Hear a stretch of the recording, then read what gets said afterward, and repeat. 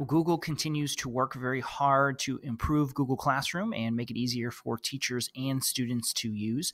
I'm going to be showing you the new grading workflow through the updated Classroom. Right now I'm in my course. I'm going to click on the classwork page, and I'm going to an assignment that I have sent out to my students they've completed. So we'll click on the assignment, Reason for the Seasons. You can see kind of the stats for the assignment right now. I'm going to go ahead and click on View Assignment. This is going to show me all of my students' work. Now, up to this point, everything has been pretty much the same as it has been in the past, but now we're going to get into the new features. So I'm going to go ahead and open up the first student's assignment, so Edmund's work. I'm going to click to open the document. Now, typically, that would just open up the Google Doc, and we would have a Google document to, comment and do things in. I now have this brand new updated interface, which is pretty slick. So it's kind of a modified Google document. A couple of things. So we see the students' work in the center. You've got some real basic controls across the top. Now, one important thing to note is that we are now in suggesting mode. So you can tell by that green square up in the top right corner.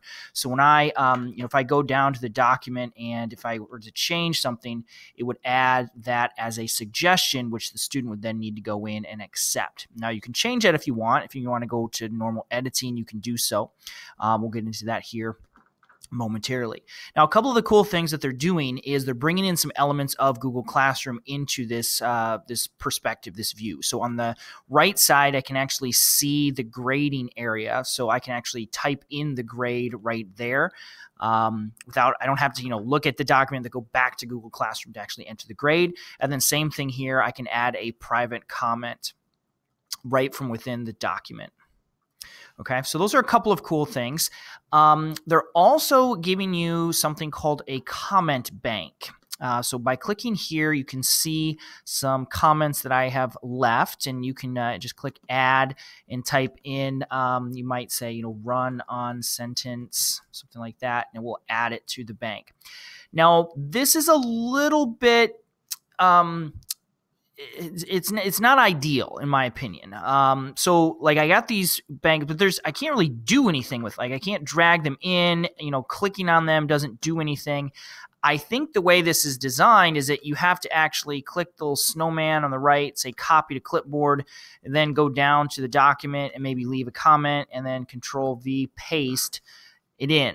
It would be a little more intuitive if I could, drag it in or, select the text and then click the comment, something along those lines. So, there's other things I can do with this. I could use the check mark extension, which is similar. I think a little bit easier to use. So it's still early. It's brand new. I'm going to be sending some feedback to Google, recommending that I'm able to, click to select. But it's a nice feature to have. I like the direction that it's going. The last thing I'll show you is, I'll go ahead and post this. That sends it to the student so they would see those private comments. Now, if I click return, it would actually send the student their grade as well and give them their editing permissions back. If you're not ready for that, we can leave it as is, but then this is real slick. I'll just click this arrow up at the top, and that will take me to the next student's document, and I can continue the process over again. So we don't have the reason to go back and forth between these two documents as we've done in the past, which is very cool. So I like the new interface. A couple of refinements that I think are in order, but definitely like the direction that this is headed.